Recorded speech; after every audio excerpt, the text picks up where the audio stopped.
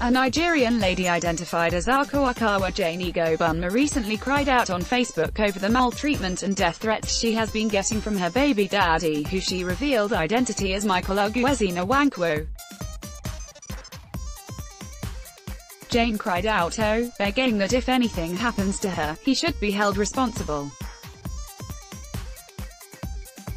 The mother of one who sounded helpless narrated how it all started when she got into a relationship with Michael in 2012.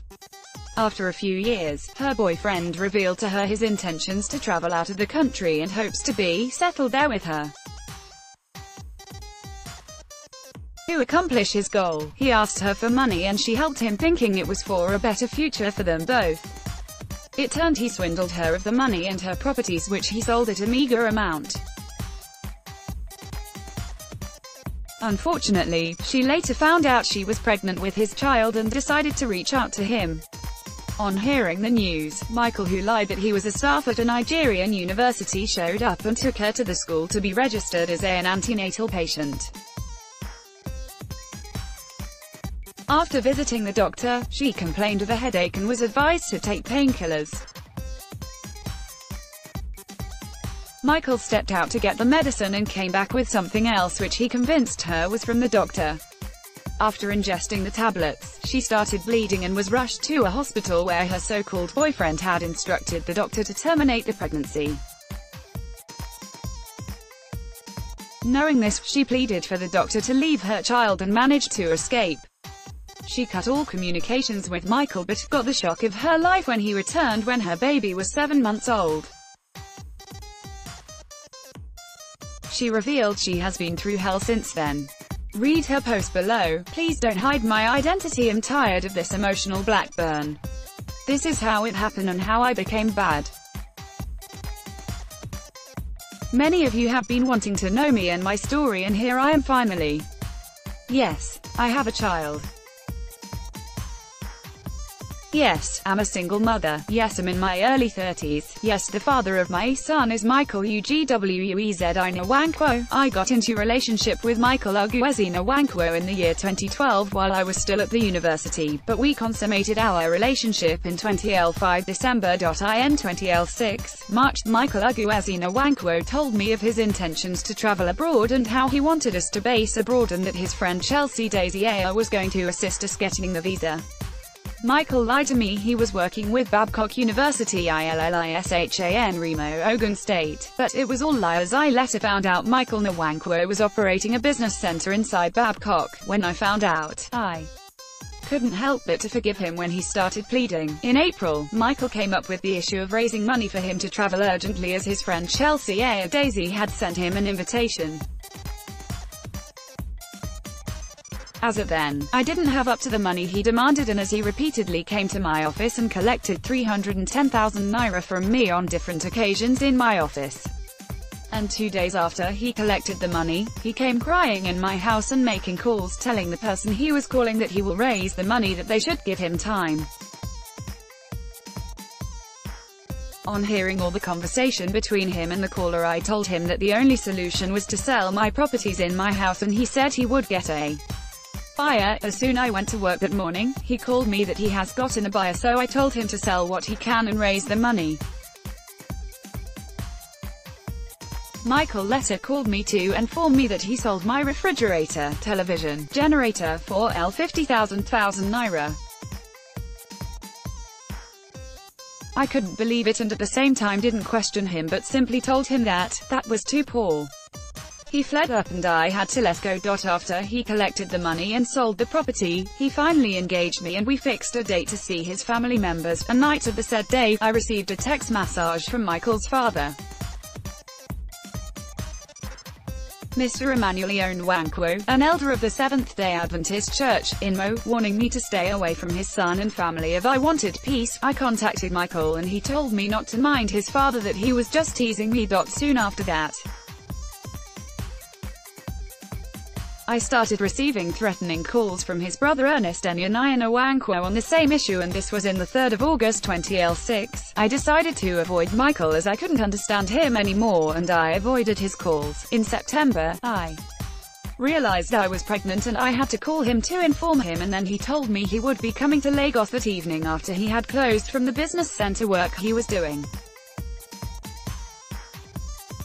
That night, he finally came to Lagos where I lived, and the next morning, we traveled back to Babcock University Teaching Hospital where he registered me for antenatal clinic.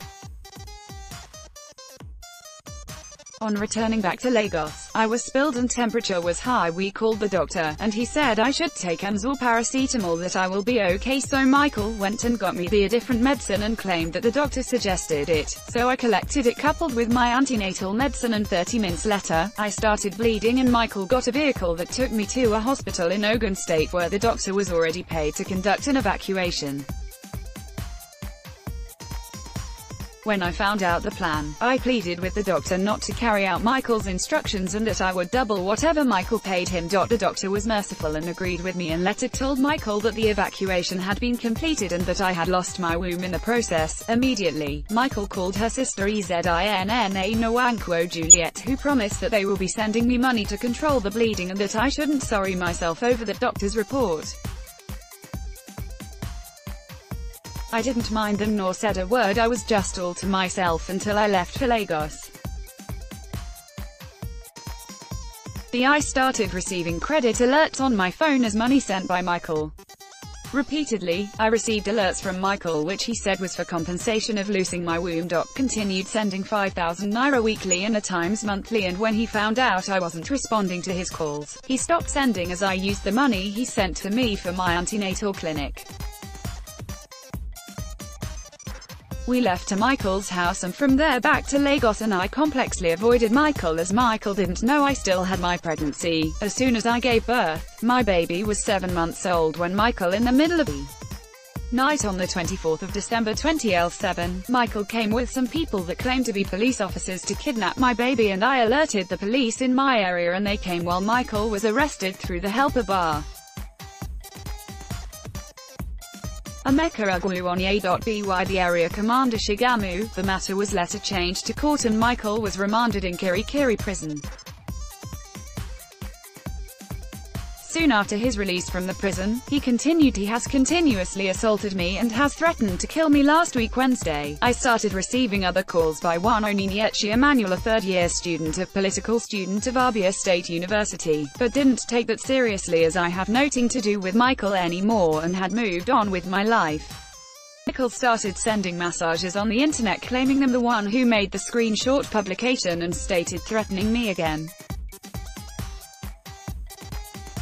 Michael and his siblings ganged up and beat me up and later locked me up in his room for 6 hours, claiming it's the tip of the iceberg for me for sending him to the prison. Today, Michael created a Facebook account with my name and picture asking people for assistance in my name, and also made a post on his Facebook page which is, Michael, able God, threatening to deal with me and ready battle for more publication about me. Please, I beg you all members of the public, of anything happen to me, just know that Michael Ogwuezi Nwankwo is responsible for it. Below are the screenshot. A particular woman has been after this so-called Onyinyechi to leave her husband, and now Michael is after me, threatening to kill me. With her sister Juliet Ezinna Nwankwo. Please, I decided to make this open because this matter is getting out of hand and I don't know what else they have in stock for me. I have been dying in pain and silence because of what people will say, and those that will mock me, but I don't care anymore. If I die today, Michael Ogwuezi Nwankwo and his family members killed me. I am not the woman in the picture asking Onyinyechi to leave her husband. It's another woman that made this publication and they tagged me giving the woman my story. I don't know any of this too. Neither the Onyinyechi Emmanuel nor the Stacey Namdi. My family members have asked to stay calm, that he can't do anything to me, but I can no longer keep calm. Nawaro, Mom's blog EP3, does a mom have weekends? On TV Source.